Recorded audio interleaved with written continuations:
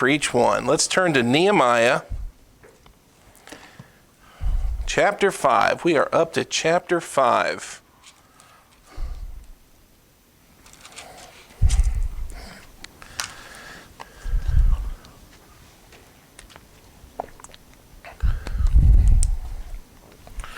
Nehemiah chapter 5. It took us 2 lessons to get through chapter 4, but we were able to see some really good points in overcoming the opposition that threatened the Jews who were rebuilding those walls. When they heard of the potential attack, the Bible tells us how they readied themselves. They set their defenses, and yet all the while they kept working. They went back to work. They had one hand on the trowel, another hand on their sword, ready to fight if need be, but always ready to continue the work as needed. We're going to get into chapter 5 tonight, and chapter 5 gets us back a little bit into an internal trouble. And you know, sometimes as God's people, that is more of a struggle for us than opposition is. We seem to struggle a lot more with internal issues and things amongst ourselves as opposed to those from the outside. Let's look at chapter 5 tonight, and I guess we'll introduce this first point. We're going to call it money troubles.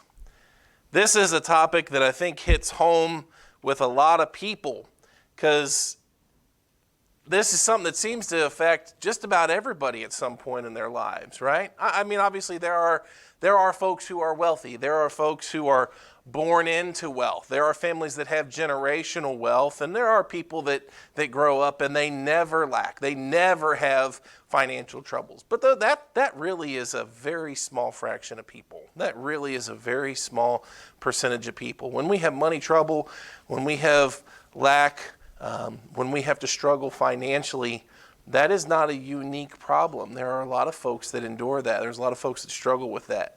And the Jews began to struggle with that as well. Verse number 1 says, "And there was a great cry of the people and of their wives against their brethren, the Jews." So they're starting to cry against each other. You know, the enemy in the last chapter didn't fire a single arrow. They didn't come against them. They threatened to, but they didn't actually come against them with swords. And yet now there's a little bit of internal fighting. There's a little internal feud as they cry against their brethren, the Jews. Verse 2 says, "For there were that said, We, our sons, and our daughters are many. Therefore we take up corn for them, that we may eat and live." There's a trouble that's facing the children of Israel in this passage, and verse 2 down through verse 5 is going to explain to us that it's money. Now in verse 2, it says that we, our sons and our daughters, are many. They have a lot of children. When you have a lot of children, it takes a lot to feed them. Did you guys know that? There are four kids in your family, 4 kids in our family. Grocery bills aren't cheap. Did you guys know that? Now, I'm saying that not for you to worry about it. I don't want you to have the concern that you feel like you have to pay that. But we're letting you know, it takes a lot to feed y'all. I got 2 boys at home, they ain't even here. But let me ask you a real question. If I'm down at the walls working all day, who's working to take care of my family? Who's working to put food on the table? Hey, there's a lot of us. And it says there in verse 2, we're doing everything that we can to get food so that we can eat and live. Verse 3 says, "Some also there were that said, We've mortgaged our lands, vineyards, and houses that we might buy corn." Look at this, because of the dearth. That word dearth refers to a scarcity or a lack. What if I told you, when they were struggling to find the money to feed their families, supplies were already limited anyway because of a lack, a scarcity here, a dearth. We learn the old implications of supply and demand. When there's not much to go around, it gets more expensive. When supplies are aplenty, you can get them cheaply. But when there's not a lot, it's expensive. And the Jews began to face that. It tells us there in verse 3 that people had actually begun to mortgage their properties. That's a sad lot, right? If things at our house were so bad that for us to buy corn, I had to sell my house.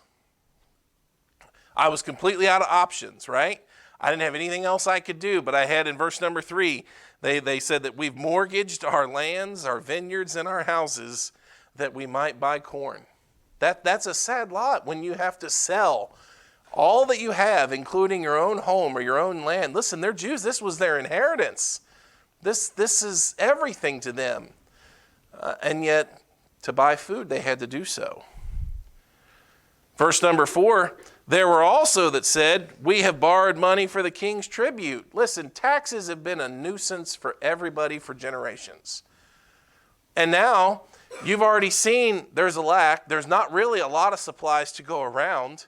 And here's families that have multiple mouths that they're trying to feed, and people are doing everything that they can, including selling their own homes, mortgaging their own lands and vineyards, so much to the point now that to pay the king's tribute, they have to borrow. They have to borrow money. And it says there in verse 4, and that upon our lands and vineyards. So even those that didn't outright sell their lands, many of them had to put them up for collateral. You know, if I go to the bank and I say, hey, I need to borrow, $25,000. They don't just go into the vault and say, well, here you go. No, I have to actually give something as collateral to them. They have to have an assurance that if I don't pay that money back, they're going to at least get something of value. So it's likely that if I go to the bank, I could probably get a loan. But it's either going to come with a severe interest rate or I'm going to have to seriously put up something as collateral, and that's what they did. It says there in verse number 4 that to borrow money for the king's tribute, they did so upon their lands and vineyards. So money's tight. And they are explaining to us here that there's a lot of mouths to feed and not enough supply, and they're having to sell everything that they have, sometimes their own homes and their lands, and they don't even have enough money to pay the king's tribute, and the tax bill has come due, and they're trying to borrow what all they can to pay that. Verse 5 says, yet now our flesh is as the flesh of our brethren, our children as their children, and lo, we bring into bondage our sons and our daughters to be servants. Some of our daughters are brought into bondage already. Some of their children had already been sold into bondage to pay their parents' debt. I don't know if you knew that. That is a thing under the Old Testament. Under the Old Covenant, that was something that they often did. If you had a debt that you could not pay, you could sell yourself or your children temporarily into bondage to pay that debt. We're reminded of that several times in passages of Scripture from Exodus, 2 Kings, different stories in the Bible. But here's the problem. Notice what it says at the end of verse 5. Neither is it in our power to redeem them, for other men have our lands and vineyards. If I were to sell, he's not here tonight, so I'll pick on him. I think he's watching at home. But if I were to tell Elliot, hey, listen, buddy, I'm sorry, but we're out of money and we're in debt. And until I can come up with the money to pay this debt off, you have to go and work for this person. You have to go and serve them. You have to go and work for them. You have to do what all of those things. Well, what happens when I have to tell him, I know I was supposed to come up with the money by Friday, buddy, but I didn't have it. And that's the problem that they faced. It says there at the end of verse 5, some of them were already sold into bondage, but it was not in our power to redeem them. The money never showed up to buy them back, to buy their children back out of bondage. It says because other men have our lands and vineyards. You know what? That money troubles are a reality that hit people and discourage people in a very intense way. The idea, being a husband, being a dad, and I know it would be the same way for either of the men that were here, the idea of not being able to take care of your family That is a mentally, emotionally draining thing. And it sounds like they've exhausted a lot of options.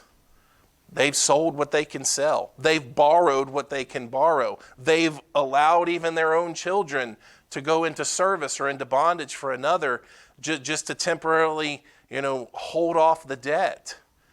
But there's nothing there. They can't pay it off. And the people are discouraged. And that's when the infighting starts between the haves and the have-nots. Those that are struggling, those that are poor, begin to look around at their brethren who have. They begin to look around at the brethren that have taken the lands and bought up the lands and that have taken the children into service for them. And they're bitter and they're mad and they're upset. Verse number 1 tells us there was a great cry against their brethren, the Jews. People felt taken advantage of. People felt that they were being mistreated and misused by their own brethren. You can only imagine reading verse number 5 how discouraged these people were, because now they feel they have no option and have no money. They can't feed their families. They've sold all that they can. They've borrowed the rest, and they feel no closer to the end than when they started. Now, number 2, let's look then at Nehemiah's response.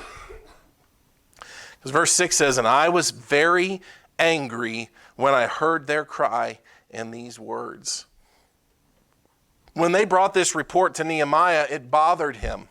Nehemiah is a compassionate leader of his people, and their hurt became real to him as he saw the people struggling, as he saw people that were attempting to help and people that were attempting to serve, and yet going broke and not being able to provide for their families and not being able to save their homes, their lands, their inheritance, their vineyards.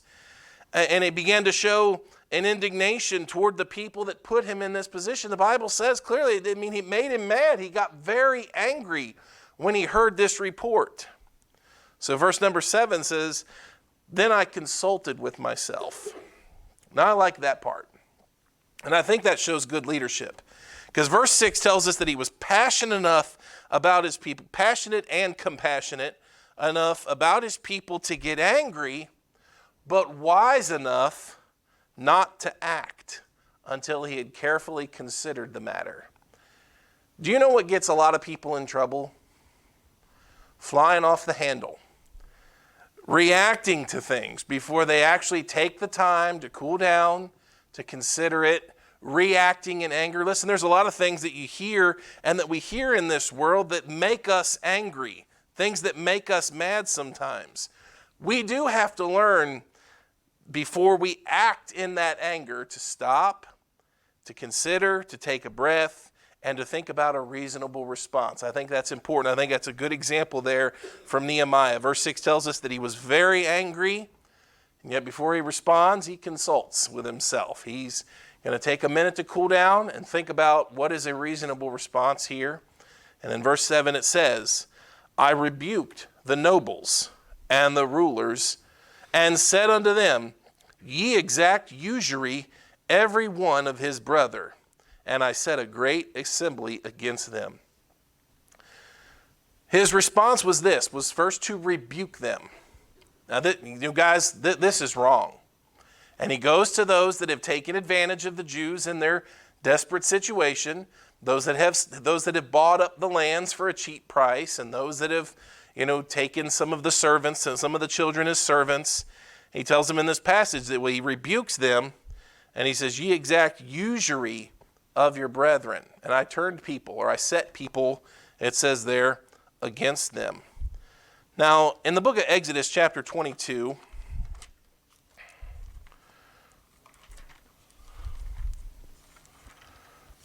in Nehemiah, we just read that it says, "Ye exact usury every one of his brother."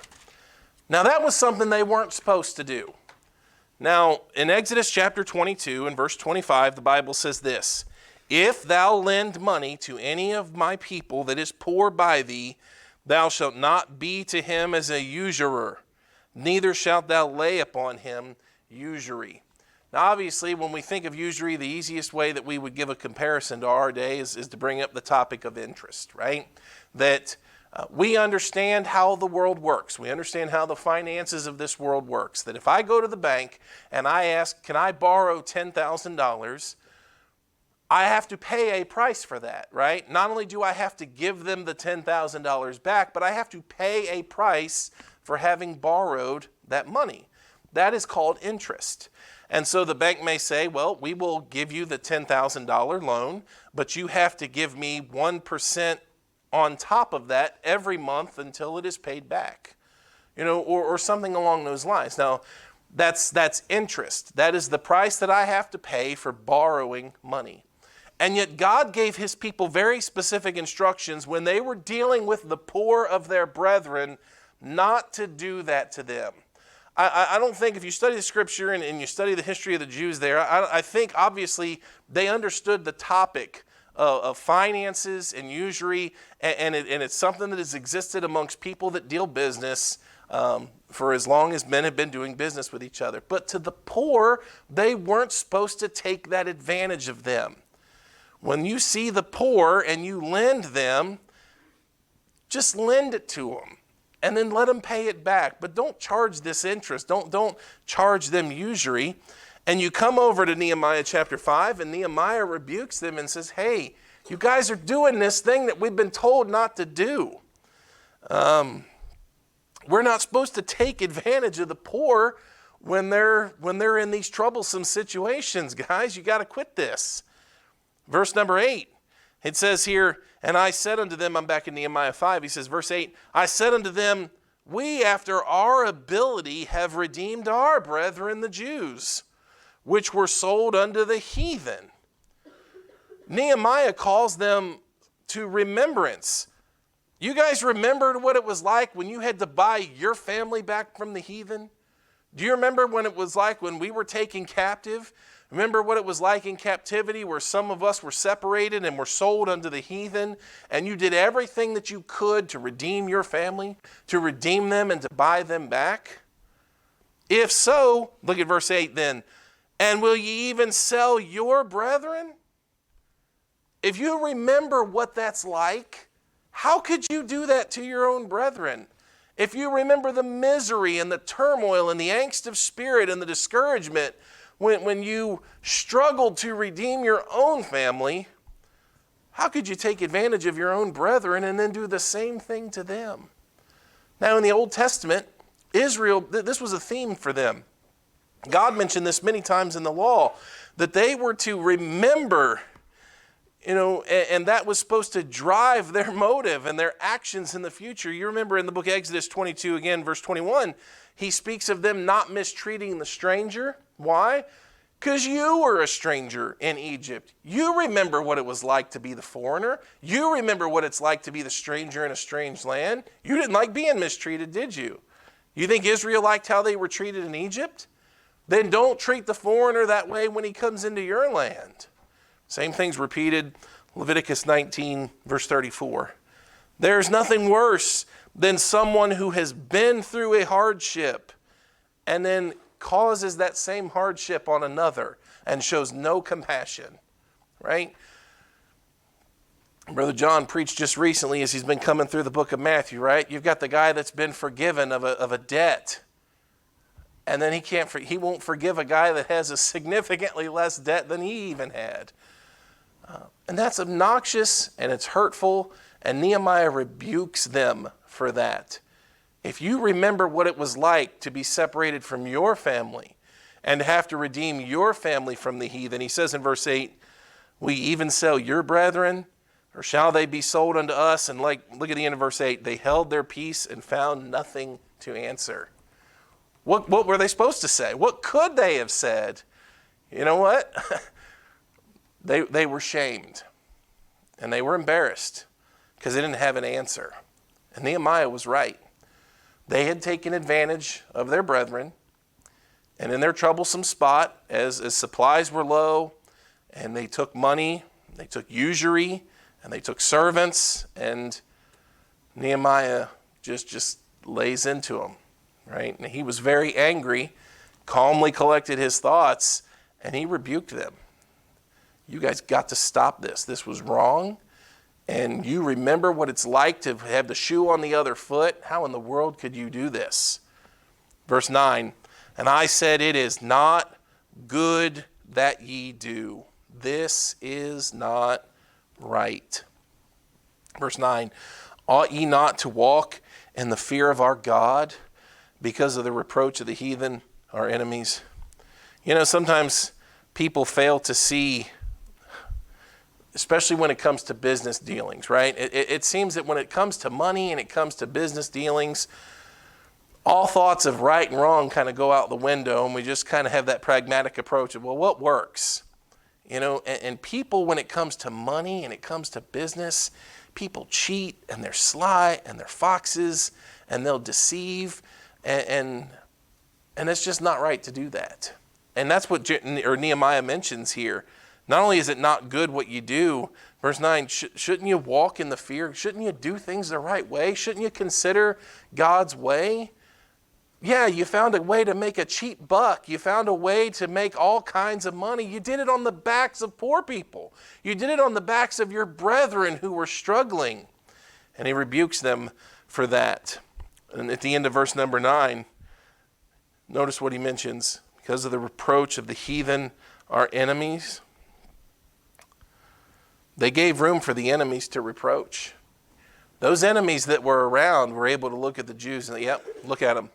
Look at how they're treating their own people. And Nehemiah's, you guys brought a scar upon us. You didn't care what God thought. You were just trying to make a buck, and you gave room for enemies to reproach. And Nehemiah is very, very upset. You know, the Bible tells us in Proverbs 10 and verse 2, treasures of wickedness profit nothing. Or treasures ill-gotten. Treasures of wickedness profit nothing.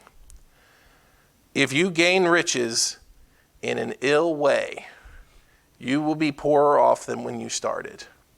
If not financially, morally, spiritually, that's just the way that the economics work. Verse 10, I likewise and my brethren and my servants might exact of them money and corn. Nehemiah, he brings this part of the rebuke in, and he tells them that even I did not take advantage of them when I probably could have. Now, Nehemiah is the leader of the people, right? Nehemiah is the one that was leading them in this project. Very well could have likely taken advantage, even if not taken advantage of them, taken a tax of them, taken a tribute of them so that he could do his work as leader. He said, I didn't do that, right? He says that in verse 10. I likewise and my brethren and my servants might exact of them money. You know, we're reminded,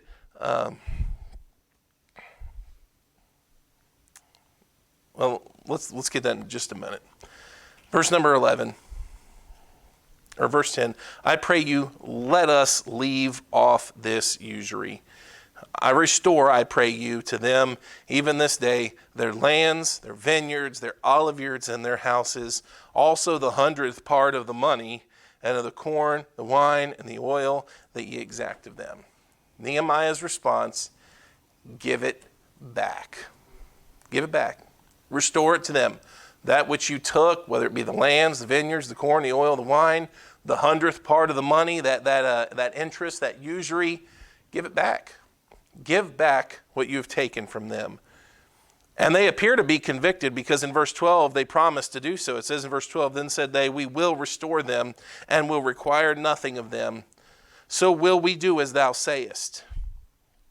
And they promised to do so. Now Nehemiah knows that promises and words aren't good enough. It says at the end of verse 12, then I called the priests and took an oath of them that they should do according to this promise. And also I shook my lap and said, so God shake out every man from his house and from his labor that performeth not this promise, even thus be he shaken out and emptied. Nehemiah made him swear, he made him take an oath. And then in kind of a visual aid, it says that he shook out his lap, or he shook the dust off of his clothes. And you know what? Just like you see the dust flying off, so should God shake you out of your houses if you don't perform this. The way you see me shaking the dust off my clothes, That's what God should do to you if you don't perform this promise. You think Nehemiah's a little upset? They took advantage. They took advantage of their brethren. And again, why is all this a big deal? Well, look at how discouraged the people are. People have been taken advantage of. They're mentally, they're emotionally discouraged. They're hurt. They're upset. And I repeat this part. The enemy didn't have to fire a single shot, did he? No arrows have been shot. Not one sword has come against them. But you can already see the internal threat of chaos, and work is stopping because of the inner turmoil. They are struggling more internally than the threats of those that were outside, than the threats of those on the outside that came against them. We are not above infighting happening to us. As God's people, the infighting, this actually seems like right now like it's more dangerous than the threat of that came from the outside. We got to be really careful. There's no place among God's people for us to take advantage of each other. We certainly don't want to enjoy someone else's misery, but as someone does deal with struggle and with hardship, that is not our place to come in and profit off of that. That is not how God's people should be doing each other. That is not how God's people should have ever treated each other. And it would be a shame if it happened to us, right? So we got to guard against that. Infighting and taking advantage of each other is a reality. What we're fighting against and the things that we have to guard against are not just the things that are outside. Hurt feelings and taking advantage of each other and not doing each other right, those are real things that can happen within the community of God's people. And we have to watch. We have to guard against that. That's the last thing we want, is for this work to stop. And it doesn't have to do with anything from the outside. It has to do because we can't get along with each other and because we're fighting with each other. That would be the saddest testimony in the world, as if God's work had to stop because his people couldn't get along with each other. Thirdly and lastly, Nehemiah's example. So you come down to verse number 13. After he has shaken his lap out, it says there at the end of verse 13, and all the congregation said, Amen, and praised the Lord, and the people did according to this promise. Nehemiah's example. Verse 14, moreover, from the time that I was appointed to be their governor in the land of Judah from the 20th year unto the 32nd year of Artaxerxes the king, that is 12 years, I and my brethren have not eaten the bread of the governor. But the former governors that had been before me were chargeable unto the people, and had taken of them bread and wine, beside 40 shekels of silver. Yea, even their servants bare rule over the people, but so did not I, because of the fear of God. Nehemiah had put the work of God ahead of his own personal interests and what he could have personally profited from engaging in this work. We've mentioned Nehemiah would have certainly had to probably to tax the people for his support, like many other leaders who had gone before. But he didn't do that. He could have, but he did not do that. And again, we're reminded of the Apostle Paul in scriptures in the New Testament. We're not going to turn there for lack of time tonight, but Paul noted in his letters that his service to the church should have allowed him to benefit somewhat. You know, it wouldn't have been too much to ask for a love offering, for an extra meal, for some help. Paul mentioned, though, at times that he did not want to place any of that burden on the church. Paul oftentimes took extra work on the outside, working in secular business and working in tent making, so that he could earn a living and not necessarily have to take off of the churches. Now, Paul told us that the laborer is worthy of his reward, and actually double honorarium according to those that work faithfully and work honorably. And yet Nehemiah tells us, but I didn't do that. I didn't do that. In verse 16, yea, also I continued in the work of this wall, neither bought we any land. And all my servants were gathered thither unto the work. I like that. Neither bought we any land. Nehemiah could have likely purchased some land for real cheap when people were trying to find any dollar that they could, and they were selling all that they could to get some money to buy food for their families.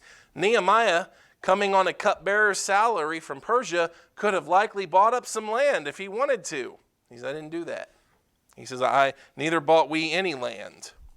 Moreover, verse 17, there were at my table 150 of the Jews and rulers. Out of his own pocket, of his own table, he fed at times up to 150 people. Jews, rulers, beside those that came unto us from among the heathen that are about us. As some of the heathen, as some of the proselytes from the local area that came along to see what was going on and decided maybe to join in the work or to join up with the Jews, Nehemiah said, I took care of all that. I didn't put that on you.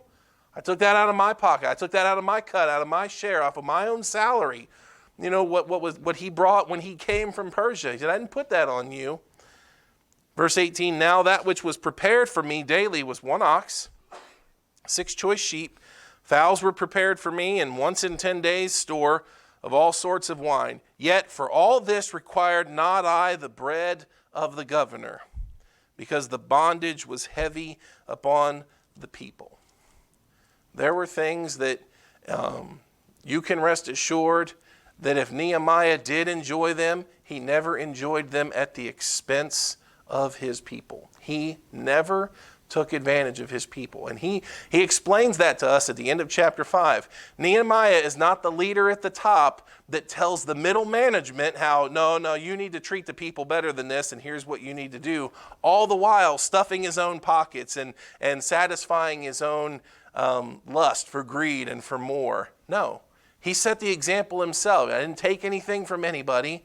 There were often times I gave it out of my own pocket. I fed 150 people from my own table.